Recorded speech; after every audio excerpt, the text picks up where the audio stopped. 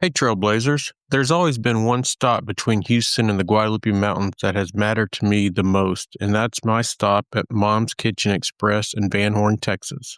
Over the years, I've told our hiking community about this little gym out in West Texas and to swing by when they're heading to the Guads for a wonderful meal. For me, it was always a joy to stop by and hear Mr. Espinosa saying, "Another one of your hikers stopped by for a meal." They had to close the restaurant down for a couple of years due to family needs, but there's some exciting news. Mom's Kitchen Express is open once again. Same wonderful recipes, and it still feels like home. And it still carries the legacy of the man who loved this land as much as we do. So if you're heading out to the Guadalupe Mountains or just passing through Van Horn, make sure you stop by for a meal and to tell them hi from the Trailblazing Texas podcast community. Mr. Espinosa, you were missed. Now on with the episode. Welcome to the Trailblazing Texas podcast, where we embark on a journey through our diverse Texas landscapes and breathtaking trails while always engaging with our amazing Texas hiking community. So settle in, tighten up those bootlaces, and get ready for the thrilling tales awaiting for you on this episode.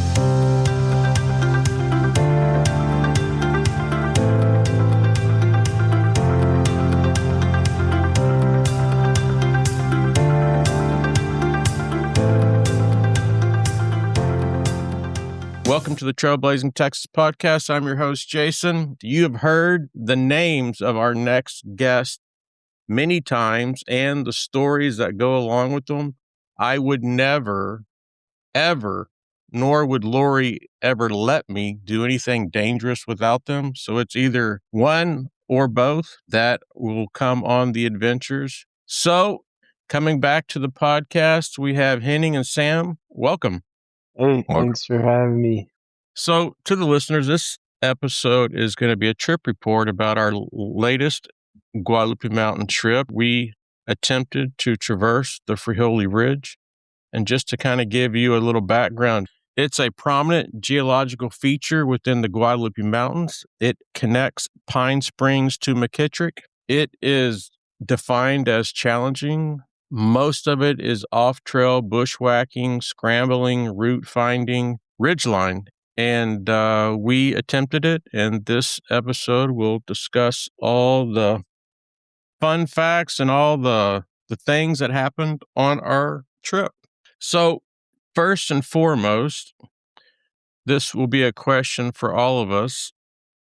And for me, I wanted to do the Frijole Ridge because, I found out about it. It gave me something else to do in the Guads. It did look a bit sketchy, but I was with you guys, so I wasn't really worried. And it offered another 8,000-foot peak to bag. So I think that 8,000-foot peak is in the top 12 of Texas. So that's what allured me to wanting to do this and trying it. Henning, what about you? What motivated you to say yes when I asked you? I like that it was named Bean Ridge.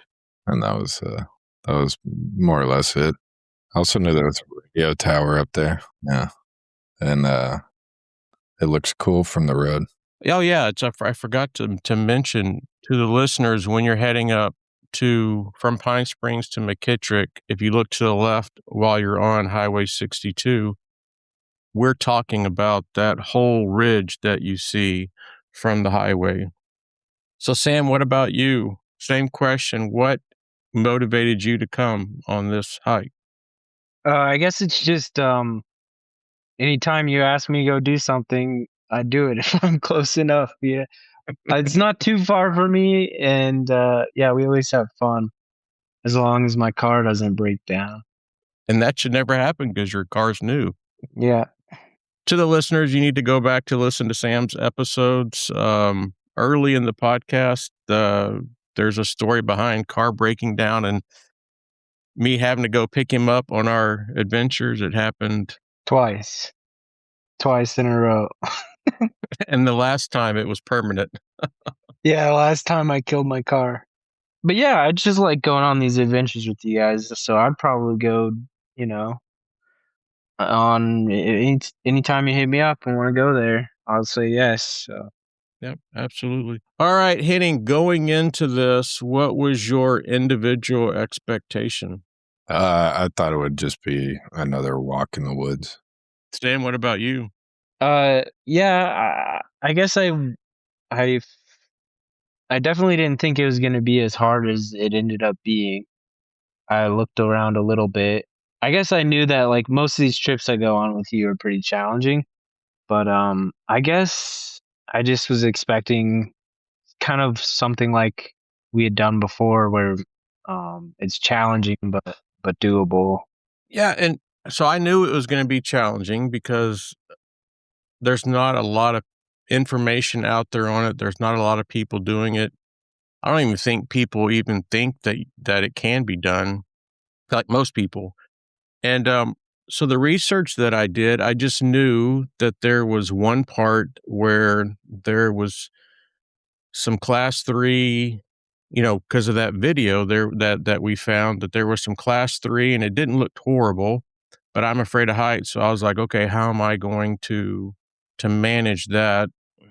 And the rest of it, I thought it just looked like not even like a ridge walk, just kind of like you're walking in the backcountry, maybe near a ridge, but it wasn't, I wasn't expecting where we would have a ridge walk where there's, 3 or 4 feet and then there's a cliff on either side of us at some of those parts. I just thought it was going to be one little tough part and the rest of it was just going to be, just kind of a walk in the woods, like Henning said. So, Henning, how did your past experiences in the Guads shape what you thought this would be like? Well, we'd done some ridges before. I know there was like definitely super spicy areas that I didn't really want to go to. But I also know there's quite a bit of class 3 scrambling available throughout. But, everything we'd done was challenging and doable. So it was never really felt, I always felt worried about getting cliffed out, or just maybe not worried, but I always kept it in mind, like that we would have a way back if we kind of like went down and couldn't go forward. That I always wanted to, never wanted to pass like a point of no return. Yeah. Even whenever they said there's going to be class 3 scrambling, that I was more looking forward to that. I figured it would be, maybe a little sketchy here and there, but kind of limited and not insurmountable. So, Sam, what about you? If you look back at all the cool things that we've done in the Guads, how did that shape you for what this was going to be? Yeah, I think the past couple backcountry trips we did there were really hard, but like we definitely were able to do them. And so maybe that made me a little bit cocky and was sort of like, oh, this will be more of the same. It'll be hard, but I don't need to like do too much looking into what we're doing because everything else, even the quad where, there were some sections that were a little exposed maybe, but I never got to the point where I was that freaked out by anything in the park. Nothing in the park had really worried me that much. So I think maybe that made me a little bit cocky, and I should have actually looked into this one a little bit more than I had. Yeah, I think you nailed that one. I was cocky. I did some research, but I didn't comb over a topo map and just to confirm this or that. We had the route. I saw a video. The guy talking in the video made it sound like it was kind of like just a walk in the woods, which I believed him. And also, when you're in the Guads in the backcountry, you're going to have cactus through your feet, through your legs, the briar. So I knew it was going to be tough. I knew it would be mentally tough, so physically and mentally, and I was going to spill some blood. But, I just, and I guess also, being with you guys, our success rate is 1,000, batting 1,000. We always achieve our objectives and we work all well together. And so, yeah, I was definitely cocky and just said, yeah, this will be fun. Some of that type 2 fun. Sam, this one's for you, and then Henning, you go next. If you just kind of looked at it, what kind of experience were you hoping to get out of this? I guess similar to like the ones we've been on before, where I just like backpacking in general and hiking in general. So I was just hoping to spend some time in the mountains with my friends and see some cool stuff and go to a new place. Yeah. Henning, what about you? I think that was more or less the same. Like I was just looking forward to hanging out and seeing new stuff. Yeah, that's exactly what I was hoping to get out of it. Also, outside of hanging with my boys, I was looking forward to hitting that class 3, what do the guys say, class 3, small class 4 section, and really challenge myself. Like, am I gonna wimp out? Am I gonna just suck it up? And so I was hoping to face that and make Henning proud of me, which we'll get into that a little bit later. But that was that's what I was that was what I was wanting to get out of the hike, is some kind words for Henning. So, Sam, what excited you the most about going? Just seeing you guys, I guess, Yeah. and I hadn't been on a backpacking trip for a long time. I had some new gear I wanted to try out. I was, you know, I was a little nervous to do some. I had done ridgeline before that got really scary, but I didn't think it would be as scary as it was for me. Yeah. But I guess I was excited to get on another ridge and push myself and get a little freaked out, try and do something mentally and physically tough. Yeah. Henning, what about you? What excited you most? Besides hanging out with me?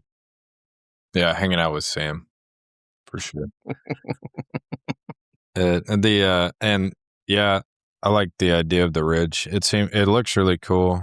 I know whenever you get a chance to go up near ridges there, it's like usually really cool views, really epic, because the whole park has a really high prominence in the region.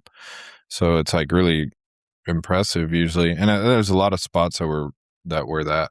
And then yeah, I wanted to do the scrambling because I don't do a lot of scrambling and I don't dislike it. I'm confident in my climbing and all that. So I thought it would be fun. And you can kind of see the ridge line. I feel like I've seen it from every angle in a way. So it definitely looked doable. And it just I like the terrain out there. I like getting in the backcountry there. Yeah. I think for me, what excited me the most outside of hanging out with you guys and going on another adventure is just the challenge, right? I'm 53 years old, and if I'm not challenging myself with something, then I'm either laying in bed or not doing much. So it was the challenge.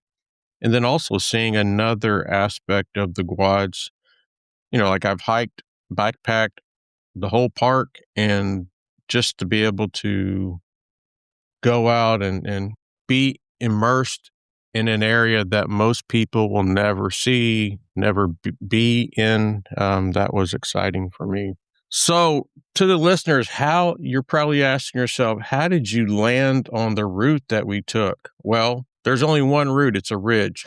You can either go south to north or north to south. There is a part if you're going south to north, where you could get off route and totally miss the ridge.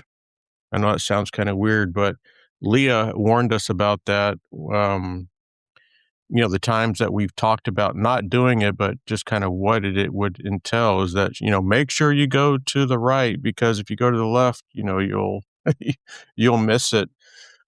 So, yeah, I mean, the route that we picked, the gentleman who made the video actually sent me the route, and really it's the only route. You just decide on what direction. The route that I have in Gaia was a little over 10 miles and a little bit over 3,700 feet in elevation gain. Henning, this one's for you, and then Sam, you can go next. How did the mileage and the elevation factor into your comfort level? It felt very well in my wheelhouse. Like I wasn't concerned at all. Sam, what about you? Yeah, I agree. I mean, we had done longer hikes than that, and I feel like every one we've done has had about that elevation gain, if not more.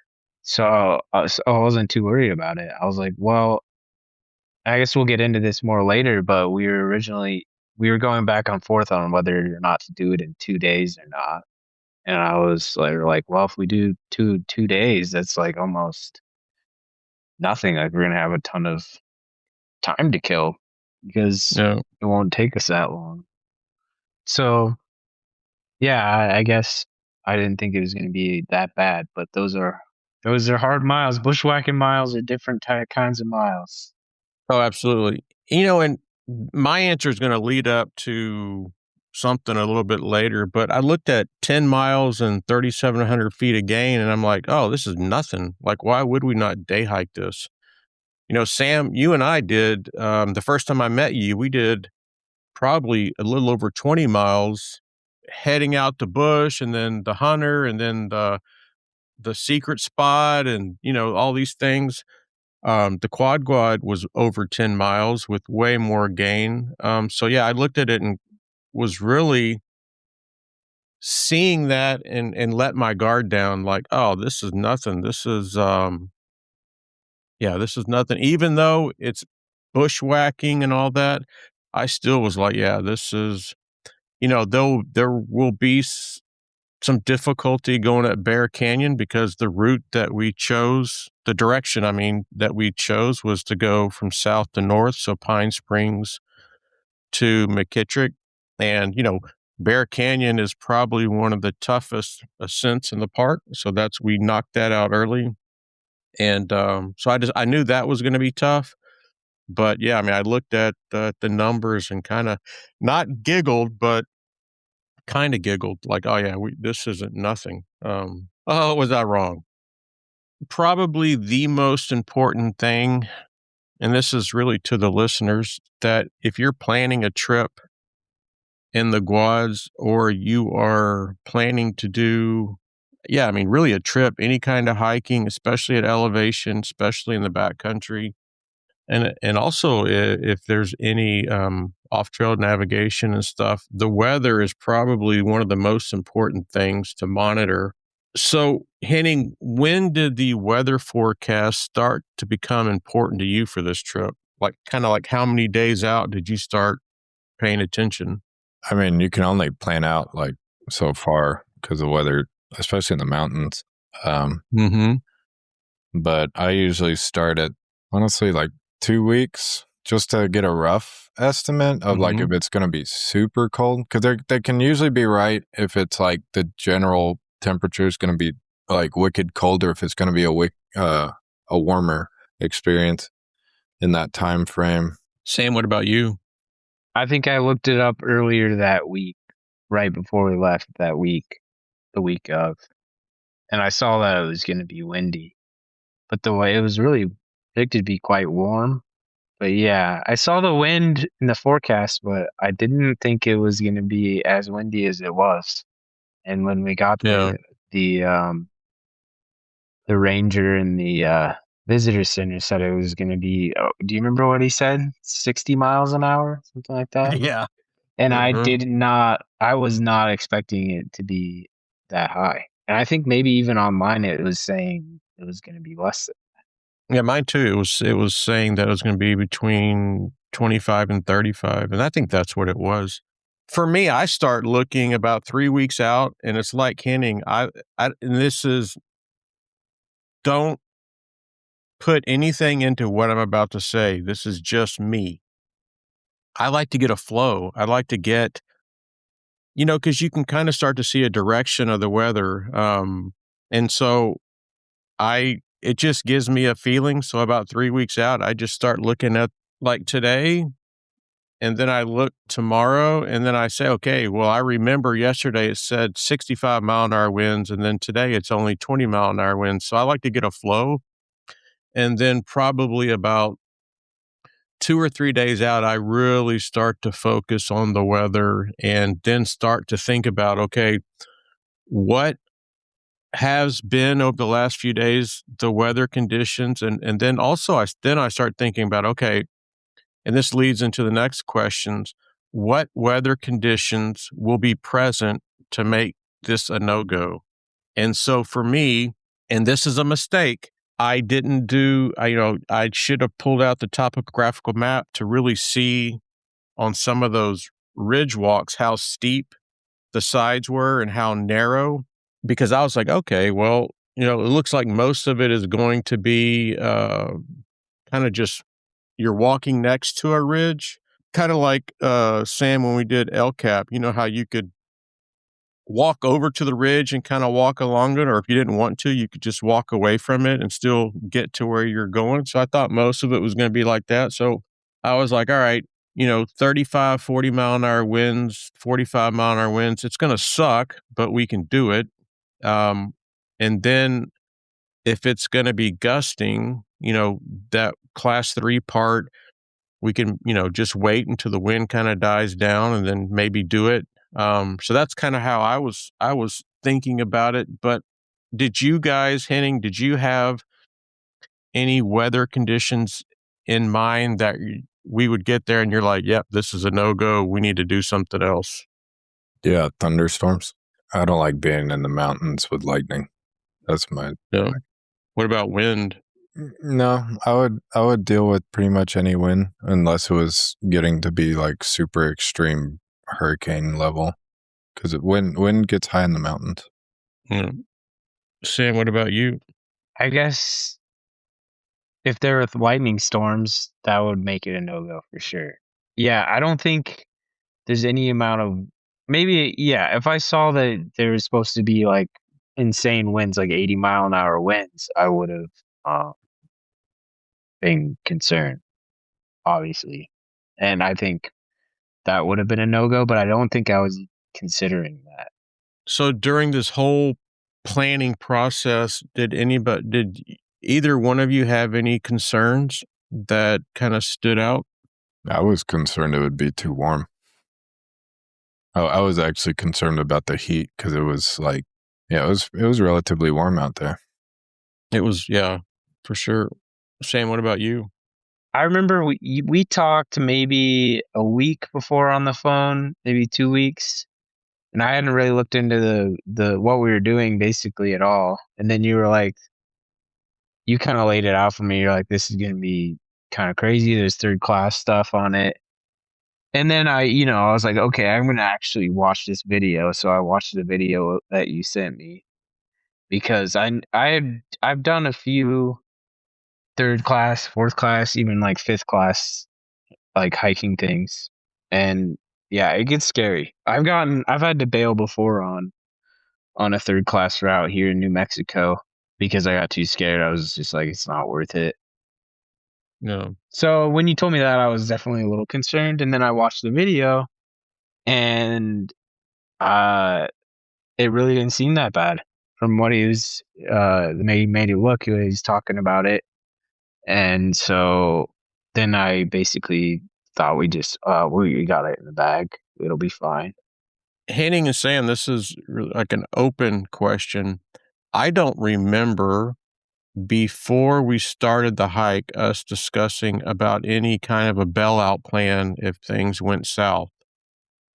And I think that happened because we all thought that, it wasn't going to be that big of a deal. It was going to be like if you wanted to walk next to the ridge, you could. If you didn't, you could walk away from it, still get there. And so, yeah, I mean, we just said, okay, if it got too sketchy, if we're looking down or looking up at this ascent, we just turn around and go back the other way. That was the bailout plan. And boy, were we wrong. But do y'all remember anything? I mean, it was just kind of, I guess, assumed. What do y'all think? Yeah, I think what you just said, we definitely talked about just turning back. And we were like, oh, we'll just turn around and go back the way we came if we don't if it's too hairy for us. Henning, you got anything to add? Yeah, I thought for the bailout plan, I mean, I felt like we kind of just made sure that everywhere we went, we would make it back in time. Are you talking about like a consolidated plan, or just like what was in my head, or what? Yeah, just kind of, I don't remember us discussing. No, I don't remember discussing that. Yeah, I just think we assumed that it wasn't going to be what it was, and that we would look at something or get into a situation, we just turn around and go back the other way. Well, I can definitely say, like, anywhere I go, I never assume it can't get way worse. Like, if I'm, because it's almost like that theatrical idea of getting to a cliffhanger is like, you walk up and it's a 2,000-foot ledge, but when you're just walking with a backpack, like a 15-foot ledge can really mess you up. And usually out there, it's not like you're going to have a pad to land on or anything. So it doesn't take a whole lot to break your ankle, get yourself in a pickle. Yeah. So yeah, I'm always kind of keeping an eye out for how to go back. And so for this trip, Sam, this is for you, and then Henny, you can go next. Was there any specific gear that you made sure that you packed or you brought that's not normally in your pack? No, I brought basically the same thing that I always bring. I didn't bring anything special. I did get new gear, but it was like a sleeping bag, and I had a new tent, and so I would always bring those things. It was just newer versions of that. Yeah. Henning, what about you? Pretty much the same. I had my bushwhacking kit, I guess, which is the only real addition is the gaiters. I added the gaiters, which I never bring and I always forget. I made sure I packed a shell because in case we had to stay the night out for whatever reason, I wanted to make sure that I was warm. And I had enough layers that, I didn't need a sleeping bag or anything. And then I also brought a splint kit just in case because of, like you said, 15 feet, it'll break your ankle, your leg. There was going to be some scrambling. So I just, made sure that I would have that. But other than that, the Garmin InReach I had and, everything else. Trader Joe's water bottle sleeves. So I was ready to go. Yeah, I had some Trader Joe stuff this time. That was new. Nice. Oh, and that reminded me that I did get some new hiking boots that weren't like trail run. Normally I would do trail runners, but then I remembered we were bushwhacking. So I was like, well, I'm definitely going to want something a little more sturdy than trail runners. So I was actually in newish boots, which ended up not being great because I got blisters all over my feet. It's a noob mistake, but I didn't think it was going to be quite as long of a journey as it ended up being. So to the listeners, Sam is very experienced hiker, backpacker, rock climber, PCT, like everything. And he wore brand new boots on a hike. Don't do that. So guilty. That leads to well, we all do it, right? We all do it. It's not going to happen to us. But that leads to the next question. Footwear choices. I screwed up again. I wore trail runners. I was thinking going up Bear Canyon, I don't want to use boots because they are way heavier than a trail runner. And, it's almost 2 miles of pretty steep stuff. And so I knew we were going to the backcountry in the Guads. And I just said, no, I'm going to wear trail runners and we'll be fine. I was wrong because I got cactus through my shoe into my toes. I stepped on a cactus. It went through the bottom of my shoe into my toe. So one of these days I'll learn that if you're going in the backcountry, the Guads, it's gaiters and hiking boots. Henning, what did you have? Hiking boots. I always have hiking boots. And if I even sniff off trail, I'm in hiking boots. No, especially there. So to the listeners, learn from us. Nothing new, and it's got to be a hiking boot. So next question, Henning, did you bring any safety or navigation gear on this trek?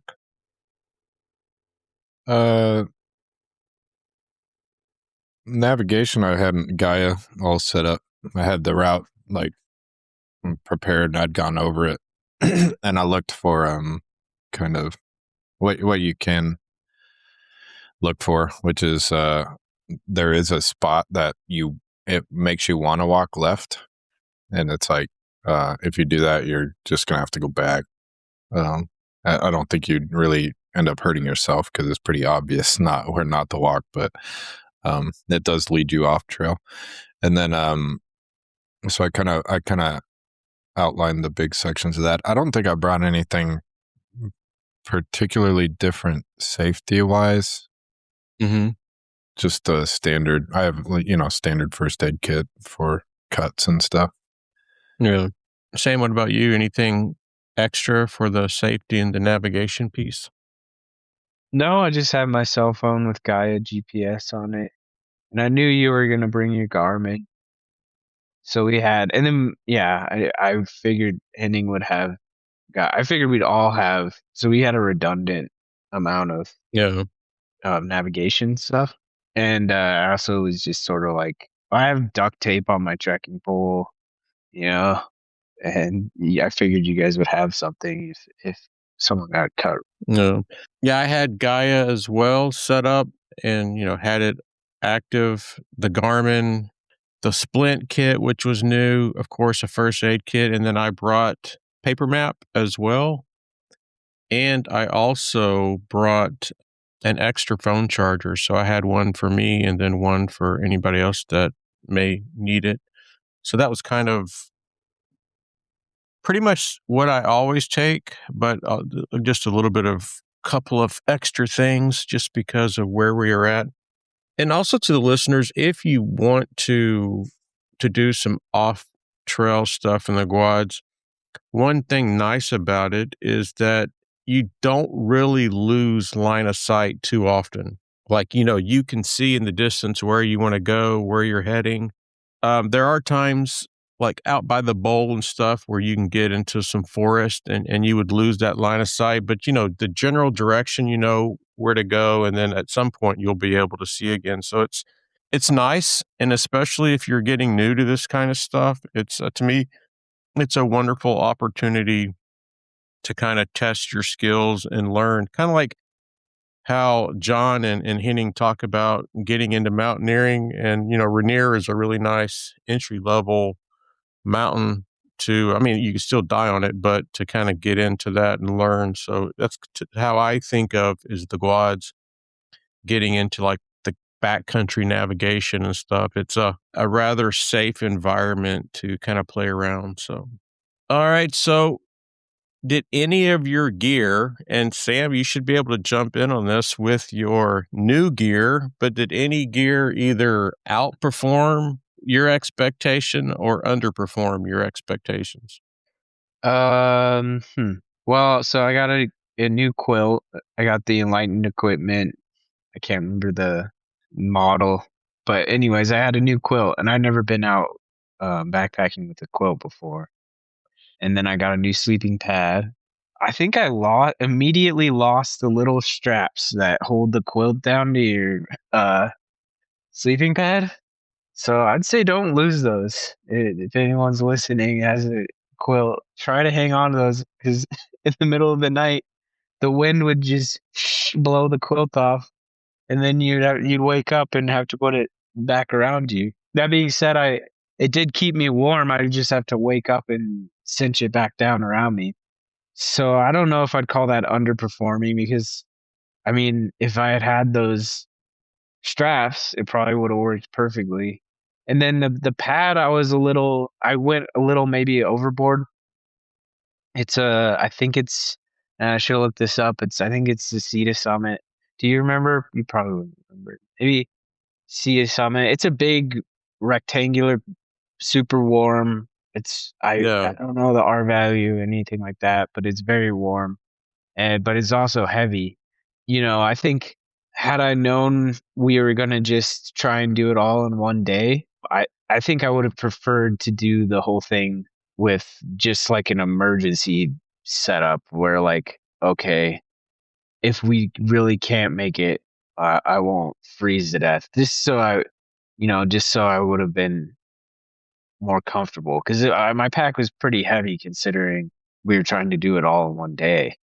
I could have done a much lighter pack, which would have made it much easier. And with the wind too, having all that stuff in your pack, I think it'll blows you around a little more. You have like a little wider profile and then that extra weight and all that.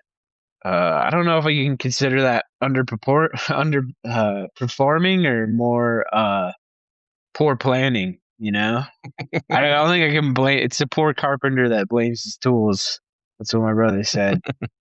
So I think, yeah, I don't think it underperformed. Just maybe wasn't the best selection. Henning, what about you? Any gear that performed or underperformed for you? No, I have a pretty standard kit, and I kind of it all performed as expected. I'd say, though, I agree with the quilt, though. That was, but I think that was just the way we slept because we weren't in camp, weren't in tents. So it's like, yeah, quilts are cool, but I think sleeping bags are better are definitely way better for if you're going to be cowboy camping. Because even though I did have the straps and I used them, my quilt was still like just billowing in the air. Like I had a good 6 inches between the pad and my quilt. No, I think, and I hate to admit this, my shell that Henning told me I needed to start taking worked exceptional well, especially the morning where we started the hike. When we got up to elevation, the wind was just howling and it was cold, and that shell kept me nice and toasty. Yeah, I think everything else worked as expected. Yeah, the shell, of course. I mean, it's a lifesaver, and I'm glad I brought it. So yeah, you haven't used, like, I've used shells a lot. When I did like mountain warfare training, they teach you to basically use your shell. Your shell's like a cheat code in the mountains because it can be like 20 degrees outside and you're in a shell and long johns and you're warm. So in the wind too. So yeah, shells are awesome. So when you say shell, is that like a wind shell, or like is that Yeah, like the basically like your raincoat slash, right? or like whatever you're gonna use for wind. Gotta get one of those. I have an Arc'teryx Beta, which I wear, but I also have an REI. They're called soft shells. They're not as waterproof, but those work well too. I have a Marmot, I think, which is nice, and they're expensive. I know we kind of talked about it, but did you have any gear lessons, or is there any reinforcement of gear choices that you discovered on this trip? And I'm going to go first. Yes, wear hiking boots and gaiters when you are in the backcountry. No exceptions. What about you guys? Yeah, wear exactly that. Oh, I would say one thing is try to keep especially in the backcountry, is try and keep your gear in your bag. You want all your stuff deep in your pockets. Anything dangling will get ripped off. Oh yeah. We'll get into all the gear I picked up and lost. Right. Yeah, I lost a bunch of stuff. That Hyperlight pack is great, but it's like those mesh pockets on the outside. I think that's the a biggest complaint with those bags is the water bottles and everything seems to fall out. And I guess I wasn't expecting it. I don't know how. I don't think anything really started falling out until we started sliding down the side. But then I lost. I mean, Henning was picking up my water bottle like every 20 minutes or something. and I lost a flashlight and a pocket knife and all kinds of stuff. So yeah, that was pretty kind of dumb. Definitely, I bought those boots like maybe 2 weeks beforehand, and I ran around a track with them, and I've been walking every day in them. But yeah, I should have spent more time. I don't know what the general rule of thumb is on how many miles you should put in your boots before you take them on a long backpacking trip, but definitely more than I did. Maybe like a month of walking in them pretty regularly. What else? Don't lose the little straps for your quilt. If you, yeah, if you know that you're planning on trying to do 10 miles bushwhacking in one day, I guess just bring lighter weight stuff that you know will keep you warm enough, but maybe a little less comfort is what I would try for. Other than that, I think that's most of the gear lessons. All right, so now let's get into the actual hike. So I don't remember what time we started hiking. It was early because we topped out at sunrise. So I would say, what, about 5 in the morning? 6, probably? That we started hiking, or we started earlier than that. I thought we topped out at sunrise. I thought it was maybe around 4. Yeah. 4 sound right. Yeah. So what were your first impressions when we finally got up the top of Bear Canyon and we started having our first steps on Frijole Ridge? What was your first impressions? It was more or less what I expected at that point. I was and I thought we were making good time. Yeah, it was cool. I liked it up there. It's real nice when it starts. Sam, what about you? Yeah, I think when you've finished climbing up that super steep trail, you're just grateful not to be climbing so much anymore. And it's really beautiful up there for sunrise. And you're like, oh, the hardest part of the trail's done. Like, let's go. This is gonna be easy. Mm-hmm. And it doesn't start getting challenging for a few miles into that ridge. I feel like the first few miles, maybe even past Frijole Peak, weren't so bad. Although the wind was definitely already starting to get pretty crazy, and so it wasn't. I guess it wasn't the most comfortable just because of the wind. It was pretty cold, and Yeah, I just remember, we topped out. I was feeling great. We made amazing time going up Bear Canyon. Like, we got up there fast. And then, we sat, kind of had some snacks at that water tank. And then we started heading off, off trail heading. And when we got onto the actual ridge, you could see for a long ways. And I'm thinking, yeah, it's exactly what I was thinking. If I want to walk next to the ridge, I can. If I don't, I have all this room to walk. Yep, there's cactus, there's thorns, exactly what I expected. And so I know, my first impressions were, this is exactly what I was expecting. And it wasn't at this moment, but it was shortly after this where I didn't have a disappointment, but I wanted it to be more. Like, because, you could see maybe a mile ahead of you or whatever, and it was kind of just the same stuff, nothing exciting. And I was just like, oh man, I thought it would be, at this moment, I thought it would be a lot more than what it is, and I was kind of disappointed. So, Henning, what was the point where you started to feel like, okay, this isn't matching what my expectations are? So beyond the antenna, it starts to get a little scrambly. And it wasn't so much the severity of the scramble itself, it was just how it was constant.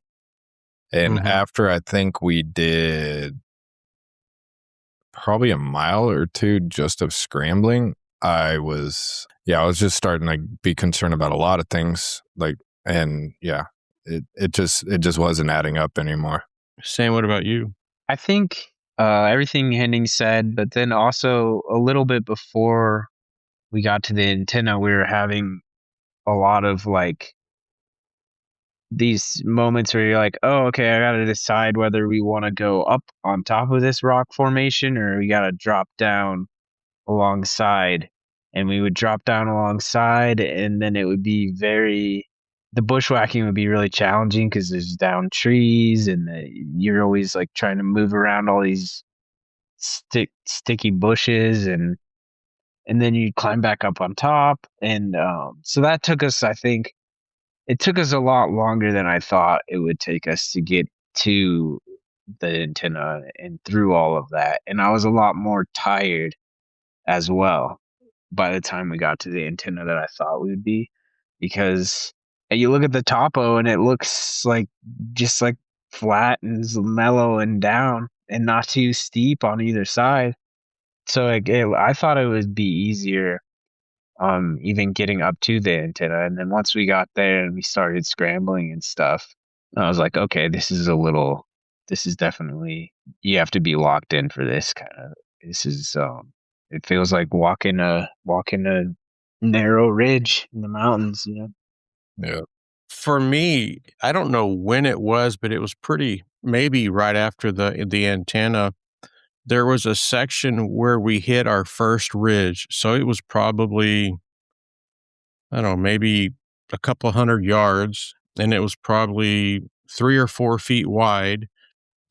And the immediate fall was probably about 10 feet, like just straight up and down. And then you had I don't know, 70 or 80 feet where it was just kind of slanted. I don't know what degree that, okay, maybe, you would definitely hit and then roll down for a bit. And so at that moment, I'm like, okay, I'm going to walk this ridge. To the right side was way more dangerous than the left side. And there was a part when you're walking on top where it there's a piece that broke off, and it was probably about a 4 or 5 foot gap. And then you had to down climb, and then literally like when you're rock climbing and you're warming up at an indoor gym, people just go horizontally. So they're putting their feet on the holds and they're just hand holds and they're just going left and right, not up and down, just kind of to warm up. So I had to do that.